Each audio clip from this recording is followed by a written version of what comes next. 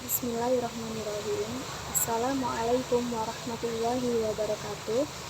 Perkenalkan, nama saya Lutfi Destiana dengan NIM 2011290076. Saya dari kelas 4C Tadris Bahasa Indonesia, Fakultas Tarbiyah dan Tadris.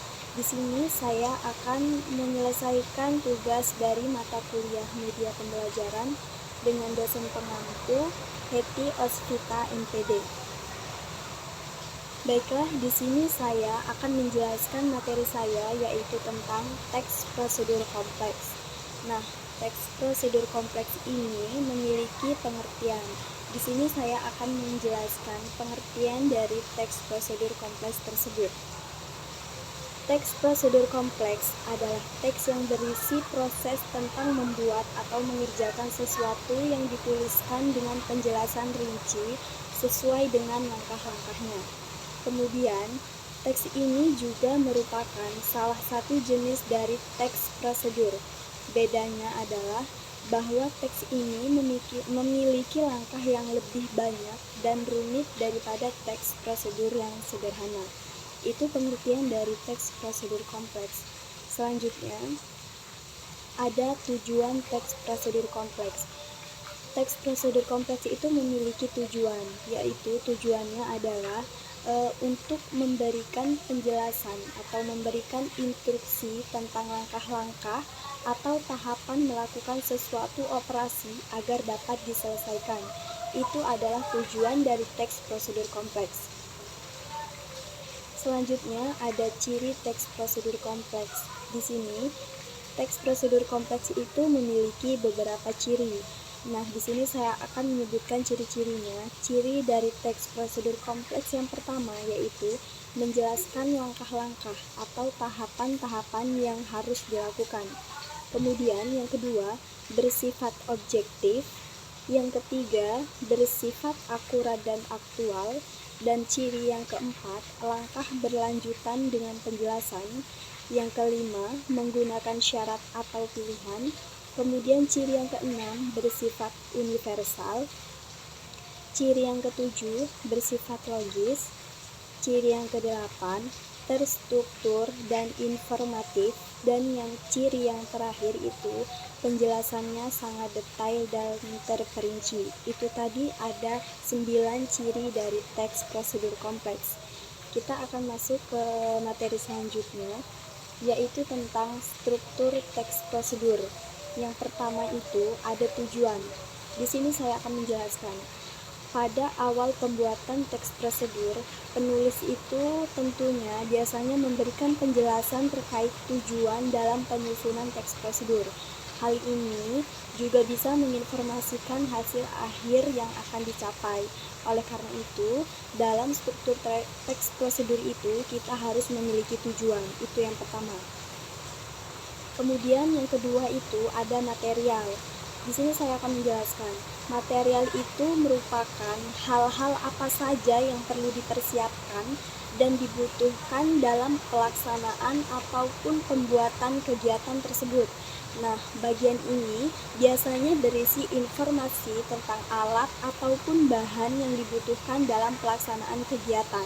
Jadi dalam struktur teks prosedur itu, yang pertama itu akan melaksanakan tujuan, dan yang kedua itu tentunya material, dan yang selanjutnya itu ada langkah-langkah, dan yang keempat itu ada penegasan ulang atau kesimpulan.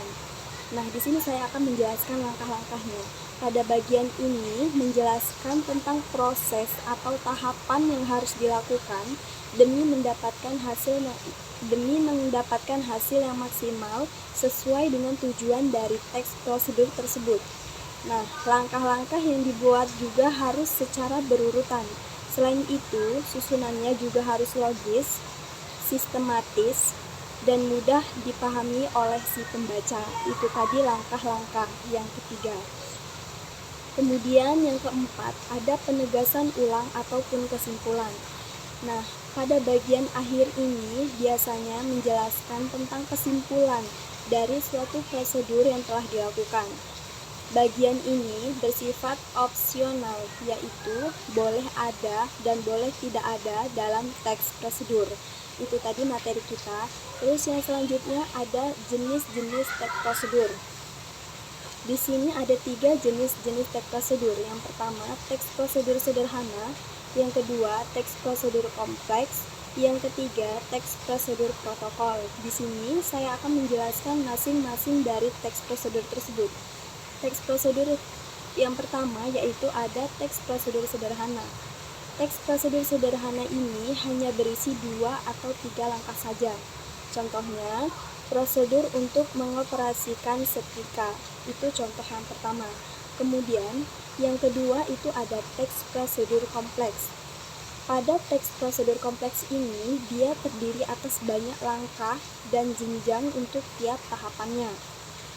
Contohnya, seperti prosedur pembayaran tilang oleh polisi, itu dia memiliki banyak langkah dan banyak jenjang untuk mencapai ke tahapannya.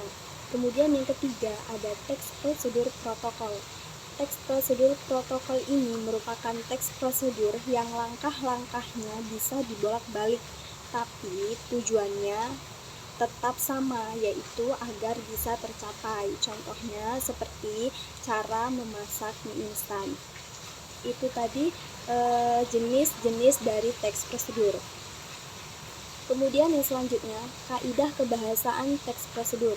Nah, kaidah kebahasaan teks prosedur ini memiliki beberapa langkah juga. Yang pertama yaitu menggunakan kata baku. Itu yang pertama. Kemudian yang kedua, menggunakan kata hubung waktu yang bersifat kronologis.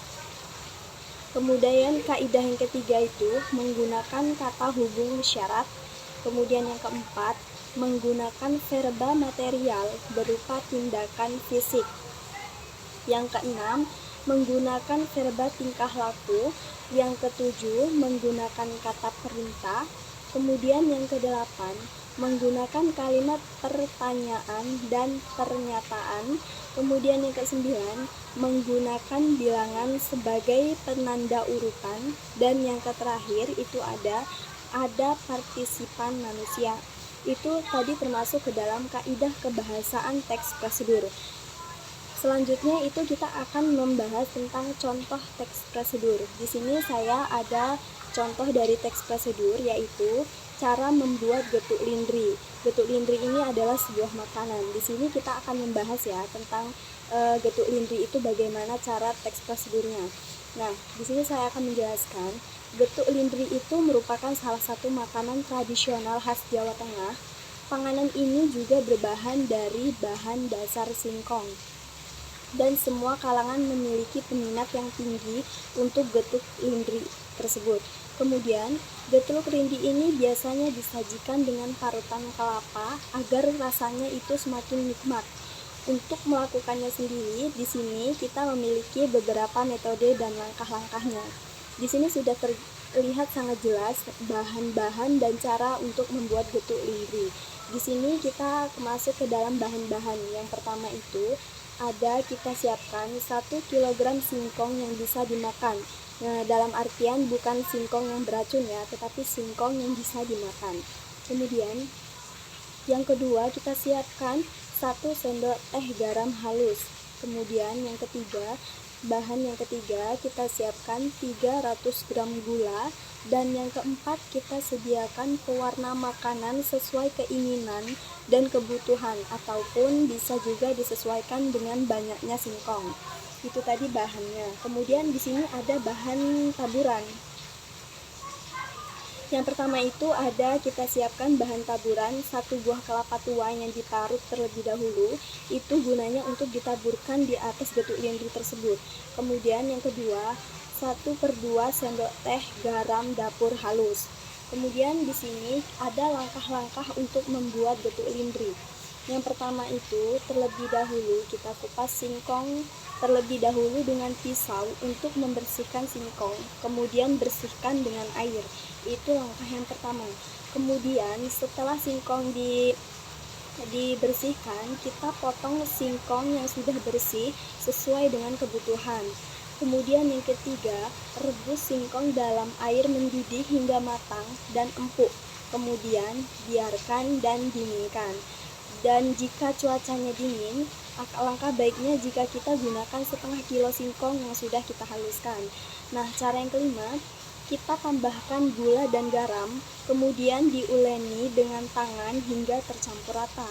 Nah, langkah selanjutnya, bagi adonan tapioka menjadi beberapa bagian, lalu tambahkan pewarna makanan sesuai kebutuhan, dan aduk kembali hingga warnanya tercampur rata.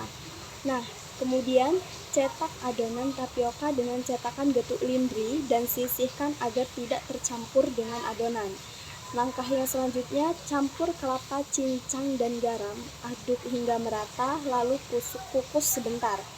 Nah, yang selanjutnya, setelah itu angkat dan taburi dengan kelapa parut dan taburkan pada getuk lindri. Setelah itu langkah itu selesai, getuk lindri pun siap disantap dengan secangkir teh atau kopi. Itu tadi cara dan langkah-langkah teks prosedur membuat getuk lindri. Mungkin itu saja materi yang bisa saya sampaikan. Jika ada salah, saya mohon maaf. Kepada Allah saya mohon ampun. Sekian, terima kasih. Wassalamualaikum warahmatullahi wabarakatuh.